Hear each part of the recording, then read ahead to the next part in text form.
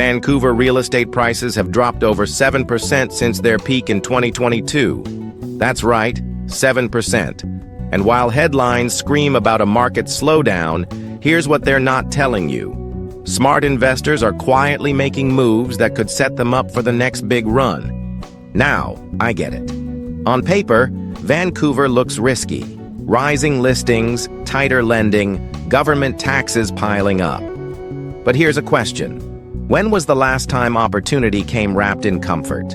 I was on a call last week with a seasoned investor who's been in this market for over 2 decades. He said, every time Vancouver cools off, people panic. But the ones who stay calm and buy smart, they're the ones cashing in 5 years later. So, if you've been wondering whether this is a warning sign or the buying window of the decade, you're in the right place. In this video, I'll break down why Vancouver prices are still falling in 2025, where the real opportunities are right now, and the strategies high net worth investors are using to turn this downturn into serious gains. And just to show you how this plays out on the ground, take a look at this chart. Vancouver MLS Price Index, peak 2022 versus March 2025. Ready? Let's dive in. Section 1. Why are Vancouver housing prices still falling in 2025? Let's start with the question that's on everyone's mind. Why is Vancouver, long seen as one of the world's most resilient real estate markets, still seeing prices slide? First, let's look at the numbers. In March 2025, Vancouver's MLS Home Price Index dropped another 1.1% year-over-year, now sitting at $1,169,100. That's a 7.2% decline from its peak in 2022. Take a look at this chart. Vancouver MLS Price Index, April 2022, peak versus March 2025. But this isn't just a temporary blip.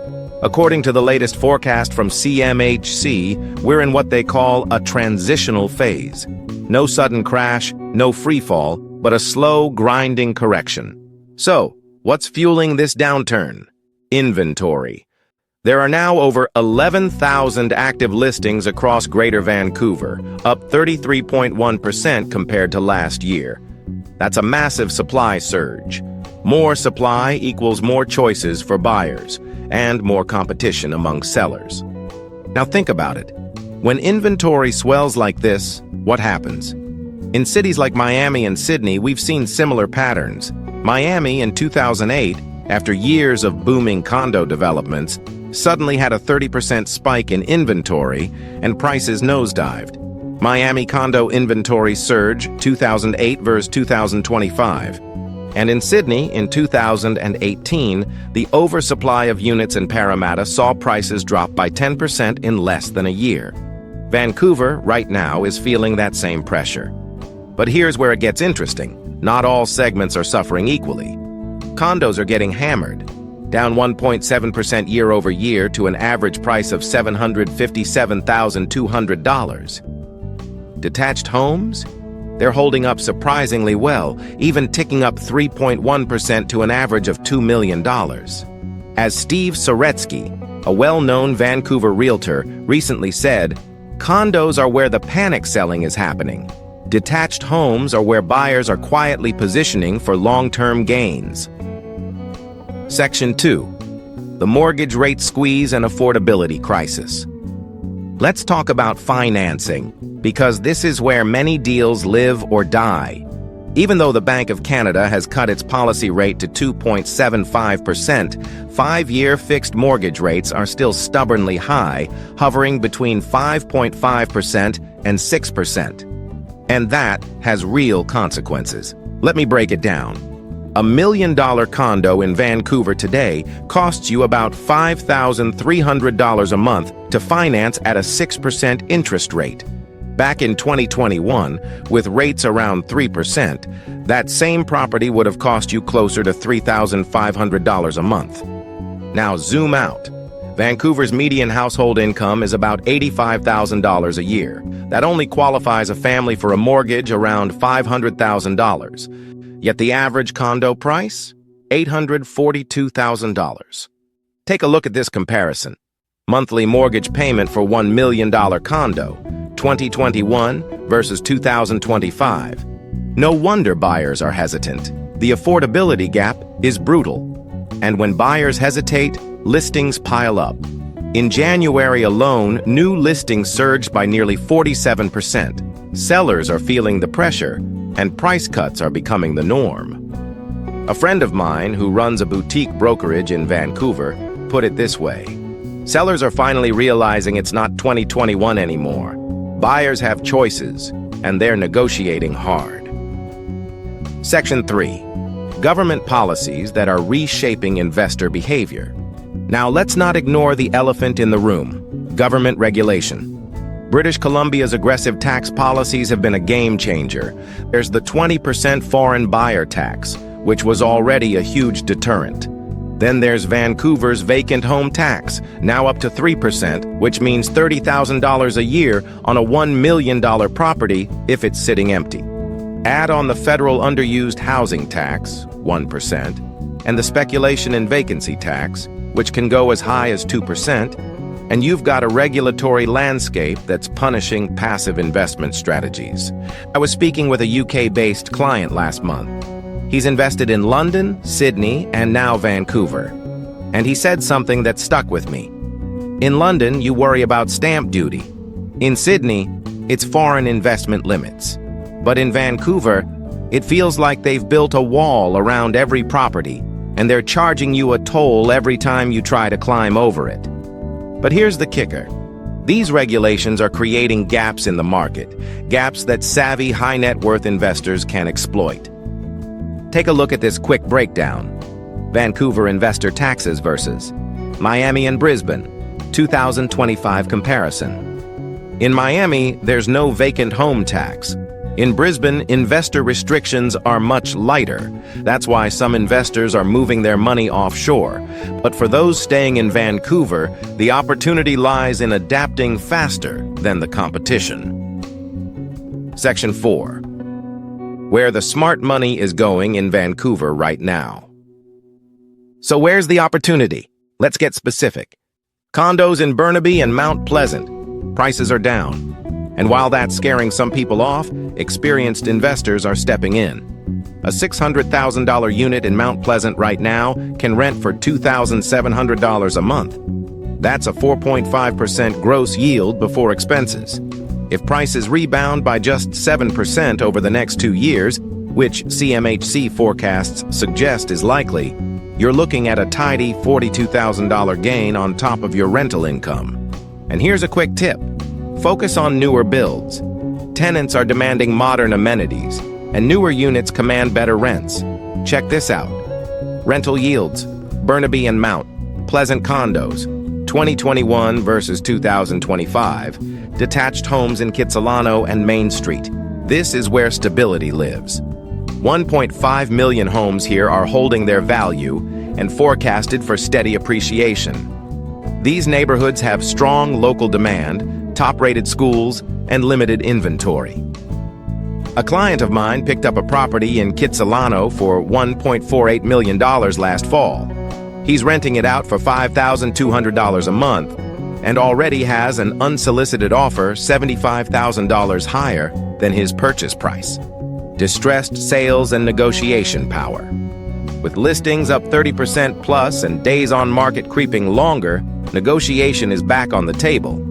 I've seen deals closing 8 to 10% below asking price in the last 2 months. Cash buyers? You've got the upper hand.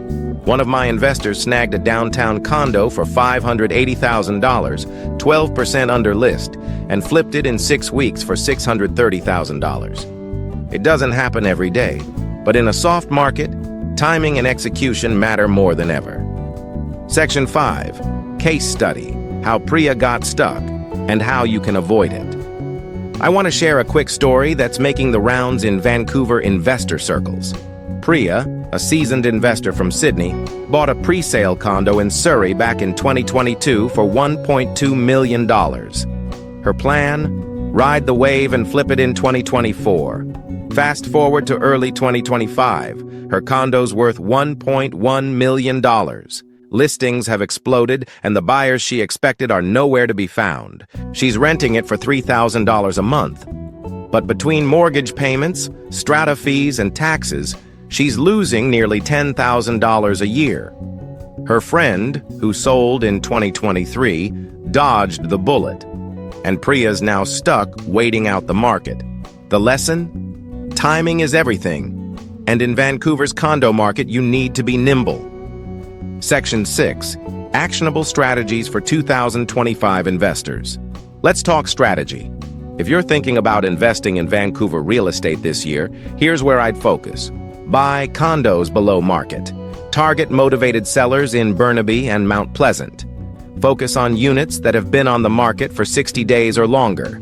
That's where the best deals live. Lock in rates. Get your financing sorted now.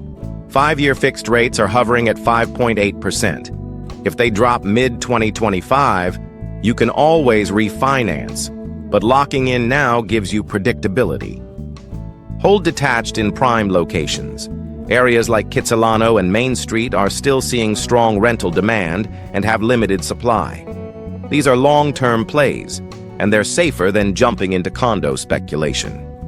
Be ready to act fast. Sit on cash and be ready to pounce when the right deal comes up. The investors who win in markets like this are the ones who can move without hesitation. Section 7. Vancouver's market outlook. What's next? Now, the million-dollar question, literally, is this. Where is Vancouver's real estate market headed next? Short term? Expect more of the same. Prices are likely to remain under pressure through the rest of 2025. Inventory levels are high, and affordability remains a major hurdle, especially in the condo segment. But zoom out, and you'll see a different picture. Vancouver's fundamentals are still strong. Population growth is steady, thanks in part to Canada's immigration targets, set at 485,000 newcomers for 2025. Many of them will land in BC and they'll need housing. Take a look at this chart. Projected population growth, British Columbia, 2024 to 2030. This continued demand, combined with limited new construction, thanks to rising building costs and stricter regulations, means supply won't keep up forever. Over time, this imbalance can push prices back up, particularly in high-demand neighborhoods. As one of my contacts at a major Canadian REIT told me last week, Vancouver is a long game. Those who buy during the dip tend to look like geniuses 5 years down the line. So if you're sitting on the sidelines right now, ask yourself, will you be the investor who waited too long? Section 8. Your next move. What high net worth investors should do now. Let's wrap this up with some clear, actionable steps you can take today. Target motivated sellers in the condo market. Look for units that have been sitting on the market for 60 days or more. That's where you'll find owners ready to negotiate, especially in areas like Mount Pleasant and Burnaby, where rental demand is still strong. Focus on quality detached homes in prime neighborhoods. Kitsilano, Main Street, and even select pockets of West Vancouver remain stable and attractive for long-term holds. If you're playing the long game, this is where you want to park your capital. Secure financing early. Don't wait for rates to drop. Lock in a 5-year fixed now and keep your refinancing options open. Stability is king in uncertain markets. Be liquid and ready to act. Have your capital ready. The best deals often move fast, especially distressed properties that are priced 10% or more below market. Think beyond Vancouver. While today's focus is on Vancouver, some of my US-based clients are already diversifying into Calgary, and UK investors are eyeing Toronto. There's a bigger play here if you have the right strategy. And check this out. Condo sales versus detached sales. Vancouver, Q1 2025. Section 9. Recap and key takeaways. Before you go, let's recap the 3 most important things we've covered today. Vancouver's prices are still falling, but not forever. We're in a correction, not a crash. Inventory is high, demand is soft, but long-term fundamentals remain solid. Condos are the most vulnerable segment and the best opportunity. Distressed sellers mean better deals. If you know where to look, condos in areas like Burnaby and Mount Pleasant offer solid yields and potential upside. Detached homes offer stability and long-term growth. Prime neighborhoods like Kitsilano and Main Street are less affected by market swings and offer consistent rental income. If you take nothing else away from this video, remember this. In markets like Vancouver, timing isn't about guessing the bottom. It's about knowing when the numbers work for you. And right now, those numbers are starting to look interesting. Section 10. Closing thoughts and strong CTA. So, what's your move? Are you sitting on the sidelines waiting for the so-called perfect time? Or are you ready to step in while others hesitate? I'd love to hear your thoughts. Drop a comment below. Are you buying, holding, or waiting it out? Let's start a conversation. The smartest strategies often come from investor networks like this one.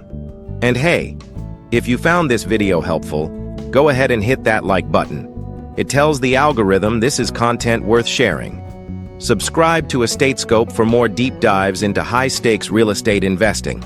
We've got more coming on Toronto, Calgary, London, and even a series on Australia's hottest investment cities. Don't miss out, because sitting on the fence might just be the most expensive decision you make this year. I'm James, this is EstateScope. Thanks for watching, and I'll see you in the next one.